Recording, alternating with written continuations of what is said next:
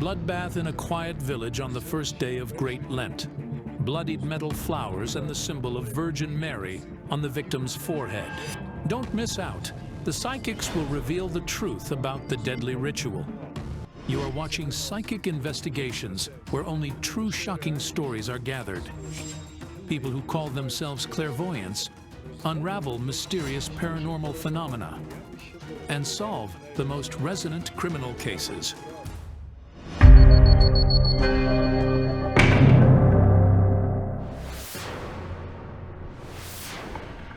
In this episode, the psychics begin their investigation at a little house in a Ukrainian village.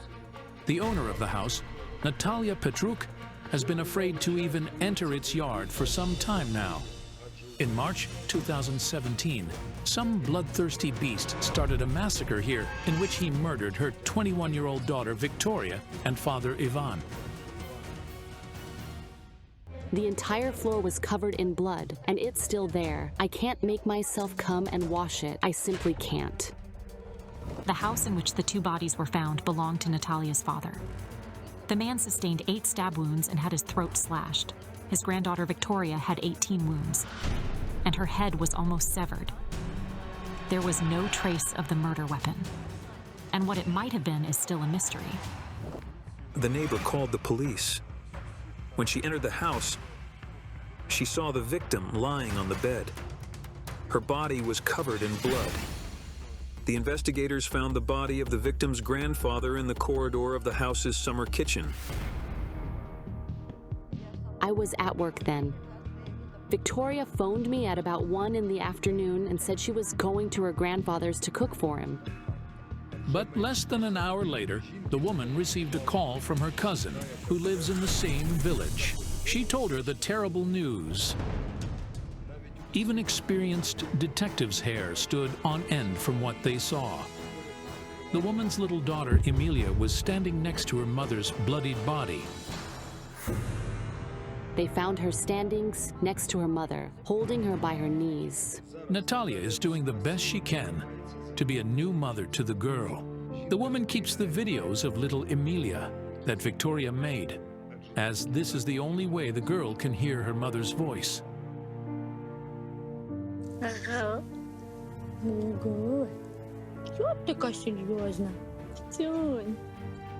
I miss her so much. Why was my sister murdered so brutally? Did she do anything wrong?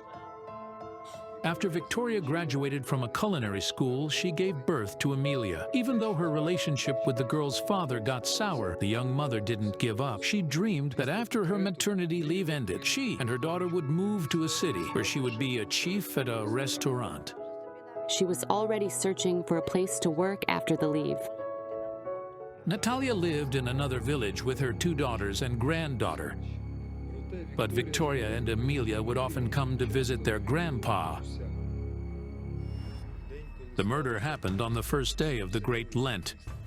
Most locals had come back home from the church by that time, but nobody saw or heard nothing.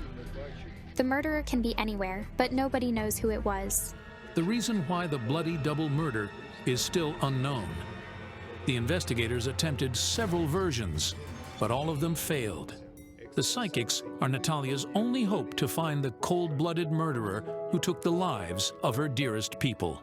Please, help me find who murdered my father and daughter. The local police also asked the psychics for help. We are interested in the psychics' help in the investigation of such a resonant murder. The strongest psychics of the project, Olena Kurilova and Yana Pasinkova, take up the case.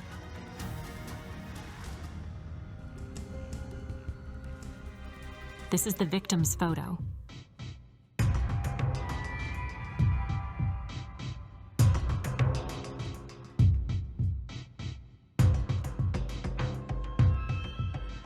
I see the murderer leave a mark on their victim, somewhere on her face. Blood traces looking like some kind of mark were found on the victim's forehead. It looks like the sign of Virgo on the horoscope. Victória was born in late November, and she was a Sagittarius. But why did the murderer leave such a strange mark on her forehead? I see a strange vision. A dark room, and Victoria sits in front of a mirror in it. In the reflection, I see a man next to her, despite there's nobody around her. The man seems to be from another reality. Could she be using the mirror to summon a spirit? I don't know. I see a picture. A young woman stands holding flowers to her chest. Yellow. The flowers are yellow. There's blood on her body. Then the flowers become metal, and she falls dead.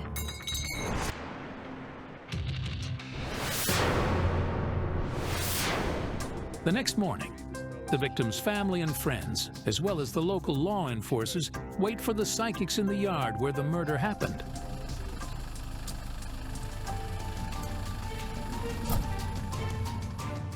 Thank you so much for coming. Be strong, okay?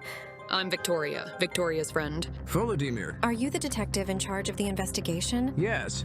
We hope you can help us find who committed the murder. We need to get into the house. The murderer was motivated by information that made him want to kill. The man enters the house. They argue. It's something personal. She knew him. At that moment, I heard a child crying. Victoria's little daughter started crying when she heard the adults quarrel. The mother ran to her child, and the murderer hurried after her. He seems to change. His eyes look like they're glazed, and he starts behaving like a beast. I see something glittering. She dashes there because this is where the girl's cot was. Yes, yes. This is where he stabbed her the first time. The pattern of the traces suggests that the conflict most probably indeed started there, at the threshold. She fights back. She feels great pain. She's bleeding. Yes, her arms were slashed. The murder weapon resembles a knife. The weapon used was a flat, sharpened object with a tip, resembling a knife. It had some chips and dents on its surface. The murderer brought it with him, and then he took it away afterward. This is true. Indeed, all the knives that were in the household remained in place. There was the murderer's bloody trace here. I mean his footstep. Right. We found footprints on the site. The murderer was very tall. The shoe size was approximately 44 or 45. The police managed to find the approximate height of the murderer. He's about 1.8 to 2 meters tall. I am certain the murderer took away something. He takes the thing he came for, but you can't sell it for money. I don't even know what it could be. The investigators say nothing valuable was taken, so they had to reject the version of a robbery. Let's also take the path he took.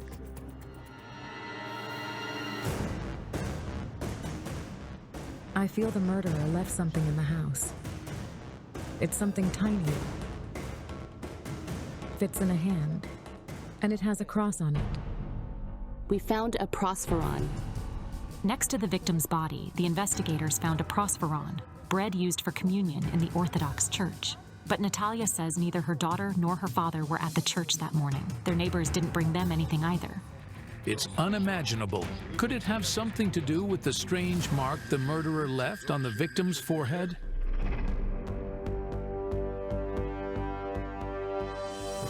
He walked. He went over there.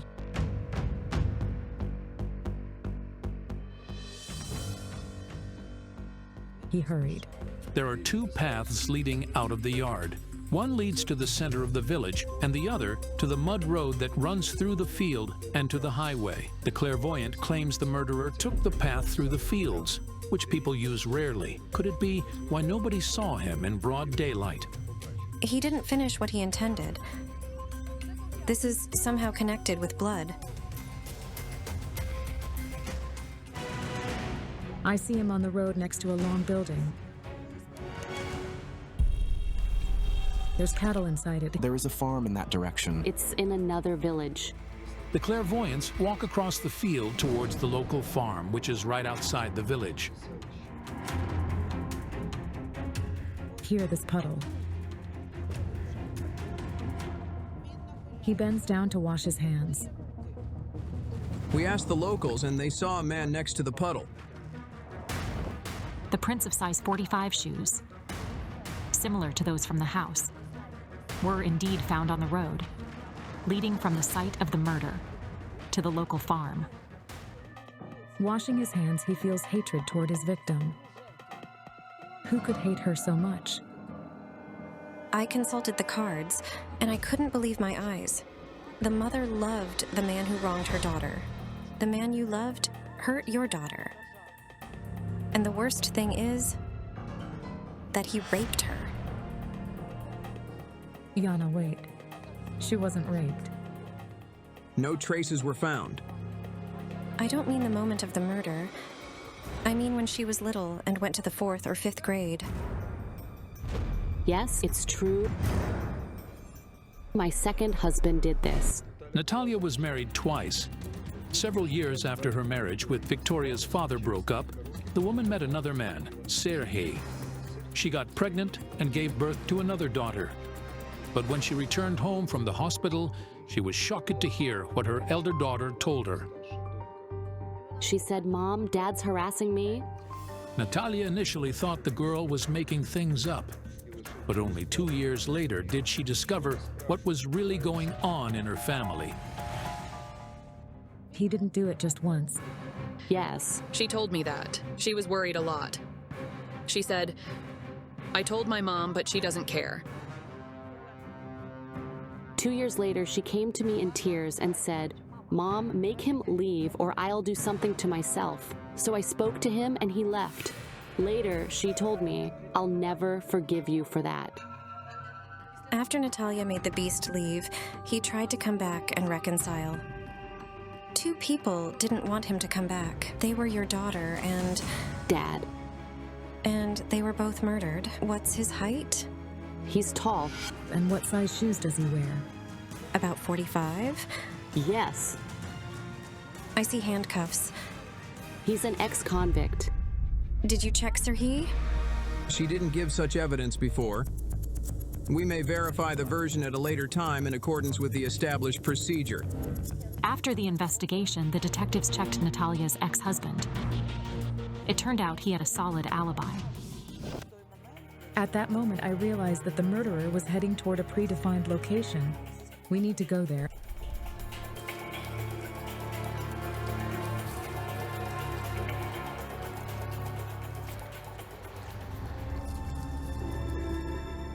I feel this is where the murderer was heading.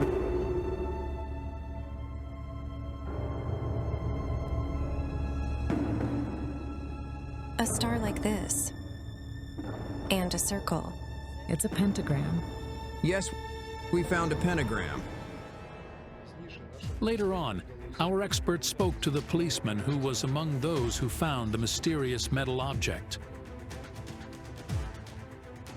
Our search dog brought us here. Right here, we found the metal object, the so-called pentagram. Hold on. Was this a ritual murder?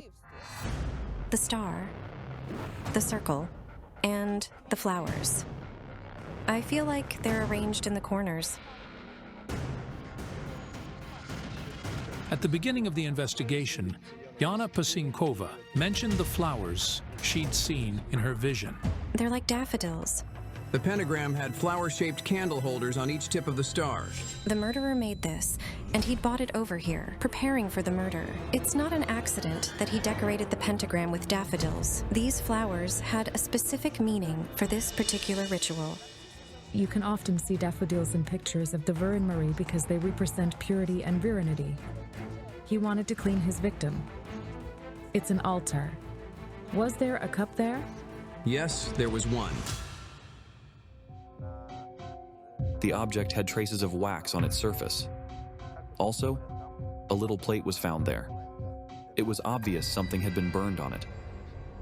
And it bore traces. They were barely visible reddish stains of something that looked like blood. This is what the murderer took out of the house. The thing you can't sell for money. It's Victoria's blood. The cards showed me tree upturned rods. It meant the plan that was interrupted. The ritual was supposed to be carried out at a cemetery a few days to a week before the actual murder. But something interrupted the murderer's plans, and he decided to conduct the ritual here. When I tuned in to the reason for the murder, the cards showed me jealousy and a broken relationship. A friend who cares for your daughter. He buys something for her and brings her different presents. Do you know who it could be? Andre. Yes, she knew a man with this name. Victoria started communicating with Andre after she broke up with Emilia's father. She told her friends she loved how the young man treated her daughter. Where is Andre now? Do you know where he lives or works? Yes. According to the police, Andre works in the neighboring town at a garage complex. The clairvoyants don't waste time and go there.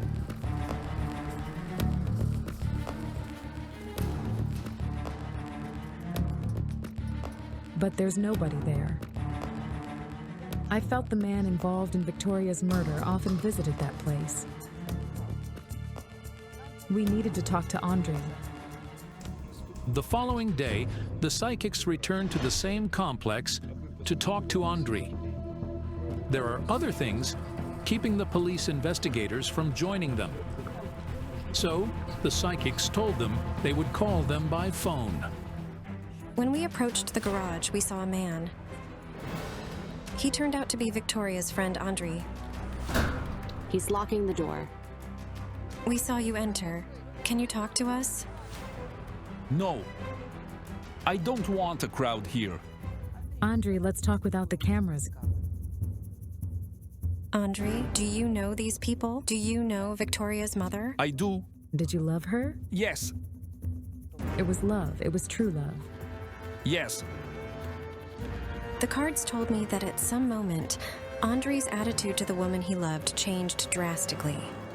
What did you discover? Was it something about another man? Or many other men? Well, yes. And then I again saw the picture from my vision. A man in the reflection next to the woman. I only then realized that the man from another reality was not a spirit. He was a real person, while the reality was virtual. The mirror from my vision was a computer screen. It looked like a Skype conversation. She earns money for undressing in front of the camera. I know this. She worked online, communicating with men and receiving money out of them. Most probably, Victoria was involved in web modeling, a popular form of making money online. This business is built on a model taking to people on a web chat, usually undressing and receiving money to her bank card. It turned out Victoria often told her friends she was struggling financially. No employer was willing to hire her, a young mother on a maternity leave, and her salary wasn't enough. According to Victoria's family, she spent all her money on her daughter because she wanted Emilia to have the best things. You're infuriated. You shout at her, saying, "Do you want more money?" Yes, I did it. I won't even try to reject it. You were shouting at her, holding a knife in your hand, and you hit the table with your fist. Did this happen? It's strange. Why won't the man answer? And what does it all mean? Victoria told me that once he took a knife and knocked on the table violently. I saw Andre walking around a cemetery, and most importantly, the cards told me he'd invited Victoria there with him. I didn't invite her there. Victoria's sister heard her phone conversation with Andre. He called Victoria and invited her for a walk. She asked him, where, and he said, to the cemetery. The pentagram we found was connected with Victoria's murder. So what? Look, he's a blacksmith. Can you make metal flowers? No. Andre shared photographs of his metal creations on his social media. Among them was a daffodil-shaped candle holder. very similar to the one the police found on the pentagram. I saw Andrei wearing a priest gown. What meaning does the church have in your life? Are you Christian? Yes, I've been a Palama for 10 years now. The coincidences are very weird, you see? A tall man. What size shoes do you wear? Is it 45, yes? I didn't do it. You visited her the same day. Why? Do you mean her village? I wasn't there. But after the investigation by the psychics, Katerina Malichenko found an interview of Andrei's grandmother in one of the local newspapers. In it, the woman claimed that on the day of the murder, her grandson was in the village. I own a house in that village. On the day murder happened, Andrei went there. It seems the psychics managed to make the man involuntarily confess of what he'd done. You won't find anything. If the police found nothing, you won't either. You are not that strong. Natalia, be brave. Thank you. I think the police will consider this information. The psychics provided all the information they could find to the detectives so that the murderer could be punished for what he did. If you're impressed by the story, give this video a like, and don't forget to subscribe to our channel.